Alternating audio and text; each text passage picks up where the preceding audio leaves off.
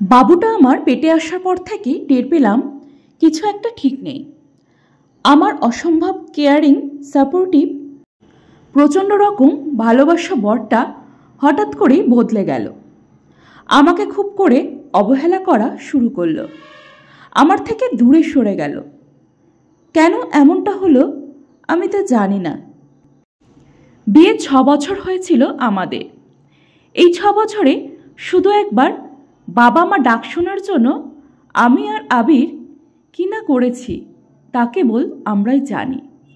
Doctor দেখিয়েছি, test করিয়েছি, কবিরাজ দেখিয়েছি, বদ্যি দেখিয়েছি, পীর ফকিরের কাছে গেছি, কিছুতে কিছু হয়নি।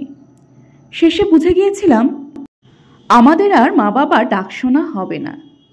আমি নিজেকে সামলে নিয়েছিলাম। আবির ভেঙে পড়েছিল। আমার থেকে একটা ছোট্ট বাবুর শখ ওর ছিল অনেক অনেক বেশি। আবির চুপচাপ আমার কোলে মাথা রেখে শুয়ে থাকতো আর বলতো, হেনা, আমি তোমাকে খুব কষ্ট দিয়ে ফেলেছি, তাই না? আমার সাথে বিয়েটা না হলে তুমি খুব সুখী হতে। আমি ওর চুলে বিলি কাটতে কাটতে বলতাম, তুমি যতদিন আমার পাশে থাকবে আমার আর কোনো কষ্ট নেই। আবির অন্য পাশ ফিরে শুয়ে পড়ত। বুঝতাম আমার কথা ও বিশ্বাস করতো না। সেই আবির এতটা কেন বদলে গেল বুঝতে পারছিলাম না। নয়লাকে সব কথা বলেছিলাম। নয়লা আমার খুব ভালো বিশ্বস্ত বন্ধু। ও জিজ্ঞাসা করলো, আবির ভাই কি এখন ঠিক সময় মতো অফিস থেকে আসে না? আমি বললাম, না, একটু দেরি করে আসে।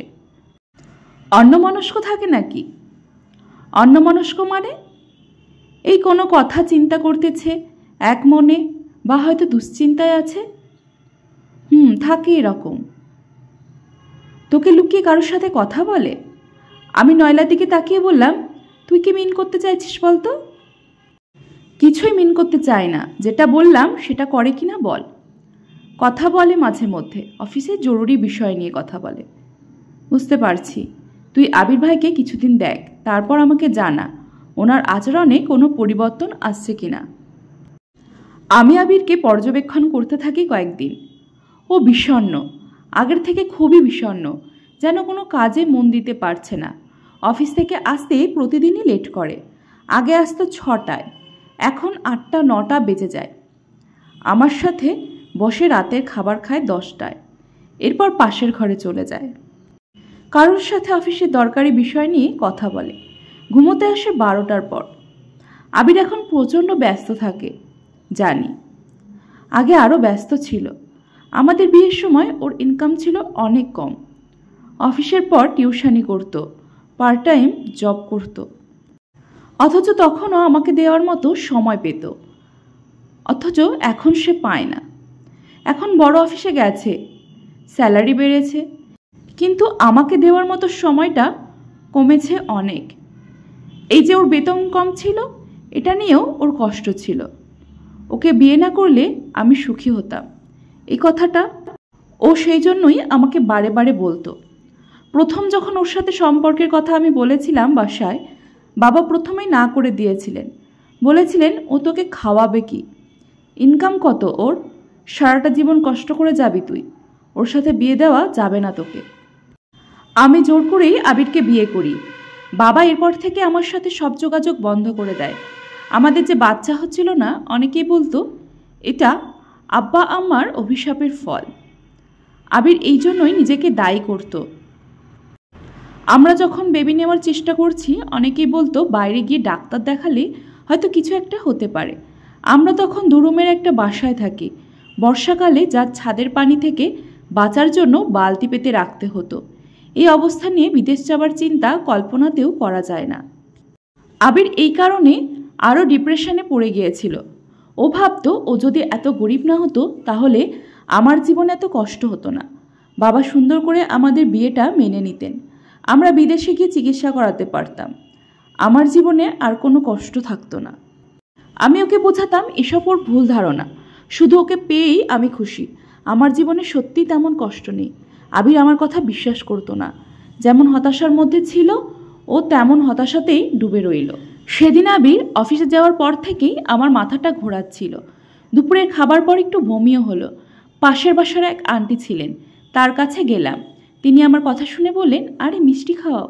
অসুস্থ হয়ে মিষ্টি কেন খাওয়াবো? না বুঝে তার দিকে তাকিয়ে রইলাম। তিনি উচ্ছ্বাসিত হয়ে যে কথাটা আমাকে বললেন আমি বিশ্বাস করতে পারছিলাম না শুনে। রাতে আবির বাসায় ফিরল টিউশনি সেরে। আমি ওকে একটা হাতে আঁকা ছবি দেখালাম। ছবিতে আমি, আবির আর আমাদের মাঝে একটা ছোট্ট বাবুর ছবি। আবির হেসে বলল, তোমার আঁকার হাত অনেক ভালো। আমি রেগে গিয়ে বললাম, তুমি একটা গাধা। আবির কি হলো বুঝতে না পেরে একবার আমার দিকে আর একবার ছবির দিকে চাইতে লাগলো। তারপর চোখ বন্ধ করে বড় করে বলল, সত্যি? আমি লজ্জায় মাথা নিচু করে ফেললাম। আবিরের চোখের দিকে তাকাতে পারছিলাম না লজ্জায়। মাথা ঝাঁকিয়ে শুধু জানিয়ে দিলাম, যাও চিন্তা করছে তা সত্যি। এরপর আবির কি করবে এই নিয়ে আমি অনেক কিছু ভেবে রেখেছিলাম। হয়তো ও আমাকে কোলে তুলে নিয়ে ঘোরাতে থাকবে সিনেমার মতো, অথবা আমাকে শক্ত করে জড়িয়ে ধরবে, অথবা আমার হাতটা টেনে ধরে বলবে, চলো ছাদে যাই আজ। আবির কিছুই করলো না, বারান্দায় চলে গেল। বারান্দায় গিয়ে সিগারেট টানতে লাগলো। খুব দুশ্চিন্তায় পড়লে যেমন করে সিগারেট টানতে থাকে ঠিক সেমন। আমি ওর কাছে গিয়ে বললাম, তুমি খুশি হওনি? আবির আমার দিকে তাকিয়ে বলল, খুশি হয়েছি, খুব খুশি হয়েছি। তুমি বিশ্বাস করতে পারবে না কি পরিমাণ খুশি আমি। কিন্তু আমাদের এই অবস্থায় একটা বাবু মানুষ করা কিভাবে সম্ভব? আমি আবিরকে জড়িয়ে ধরে বললাম, তুমি চিন্তা করো না, ওপরওয়ালা যখন আমাদের প্রার্থনা শুনেছেন তখন আমাদের দুঃখ কষ্টও তিনি দূর করে দেবেন। আবির বাইরের দিকে তাকিয়ে সিগারেট টানতে লাগলো, কিছুই বলল না আর। পরদিন আবির একটু আগে আগে অফিস থেকে ফিরে এলো। এসে বলল, না, যে কোম্পানিটায় আমি ইন্টারভিউ দিয়েছিলাম না গত মাসে, ওইখানে আমার জব হয়ে গেছে, কালই জয়েন। আমি অবাক হয়ে গেলাম। অবাক হলাম এই জন্য না যে আমার বেবি আসার সুসংবাদের সাথে আবিরের চাকরি পাওয়ার সুসংবাদটাও এত তাড়াতাড়ি কিভাবে চলে এলো। আমার অবাক হওয়ার কারণ ছিল আবিরের নির্লিপ্ততা। আবির খুব ঠান্ডা শান্ত গলায় সংবাদটা আমায় দিল, যেন কিছুই হয়নি। অথচ সেই কোম্পানিতে জব পাওয়া মানে আমাদের আর্থিক কষ্ট অনেকটাই কমে যাওয়া। আবিরের বেতন আগের বেতনের চেয়ে 4 গুণ বেড়ে যাবে নতুন চাকরিতে। নতুন চাকরিতে আবিরের ব্যস্ততা বেড়ে গেছে, ওর ফোনের পরিমাণও বেড়ে গেছে। রাত 1টা পর্যন্ত ফোনে কথা বলেও। আমি তাড়াতাড়ি ঘুমিয়ে পড়ি। ওর সাথে কোনো দিন একটা কথাও বলা হয় না আমার। নয়লা সব শুনে বলল, তুই পুরোপুরি শিওর যে আবির ভাই অফিসের ব্যাপারেই রাতে কথা বলে? হ্যাঁ শিওর। আর কার সাথে কথা বলবে ও? মাই ডিয়ার সুইট লিটল বান্ধবী, শোন, দুনিয়ার সবচেয়ে কাজপাগলা মানুষও নিজের ফ্যামিলির জন্য কিছু সময় দেয়। সারাটা দিন ও কাজের পেছনে ব্যয় করে না। তুই কি বলতে চাস? শোন, ওয়াইফের প্রেগন্যান্সির সময় স্বামীদের আরেকটা সম্পর্কে জড়িয়ে পড়া ব্যাপারটা কিন্তু কমন। অনেক ছেলেই বউ মা হতে চললে তাকে মা সুলভ সম্মানের আসনে বসিয়ে দেয়। তার জন্য প্রেমিকার মতো আবেগটা আর থাকে না। ইন্টারকোর্স বন্ধ হওয়াটা এফেক্ট ফেলে এখানে। তখন ছেলেরা কি করে? তারা অন্য কারোর মাঝে তার প্রেমিকার খোঁজ করে বেড়ায়। তুই আর কখনো এসব কথা আমার সামনে বলবি না। নয়লা উঠে চলে যাওয়ার সময় বলল, তোকে হার্ট করার জন্য সরি, কিন্তু এটাই ফ্যাক্ট। তুই নিজে একটু চোখ কান খোলা রাখ, সব জানতে পারবি। আবির ঘরে এলে আমি সরাসরি জিজ্ঞাসা করলাম, কি ব্যাপার বলো তো আবির? আজকে আমায় সত্যিটা বলবে। তুমি কি আমাকে আর ভালোবাসো না? আমি প্রেগনেন্ট হয়ে কি খুব অপরাধ করে ফেলেছি? আবির আমার দিকে অবাক হয়ে তাকিয়ে বলল, না, এমন কেন বলছো? তাহলে তুমি আমাকে এড়িয়ে চলছো কেন? কেন আমার সাথে একটুও ভালো মতো কথা বলছো না? আমাকে কি আর পছন্দ না তোমার? তাহলে বলো, আমি চলে যাই। এসব অবহেলা আর আমি নিতে পারছি না। আমি খুব চেষ্টা করছিলাম কান্না না করার, পারলাম না। আমার সবটুকু ক্ষোভ চোখের পানি হয়ে ঝরতে লাগলো। আবির আমাকে জড়িয়ে ধরল, বলল, তোমাকে নিজের অজান্তেই অনেক কষ্ট দিয়ে ফেলেছি, প্রমিস আর এমনটা হবে না। পরদিন আবির চলে যাওয়ার কিছুক্ষণ পর বাসায় কলিং বেল বাজলো। এ সময় সাধারণত বাসায় কেউ আসে না। আমি দরজা খুললাম দুশ্চিন্তা হয়ে, আর খুলেই ভীষণ অবাক হয়ে গেলাম।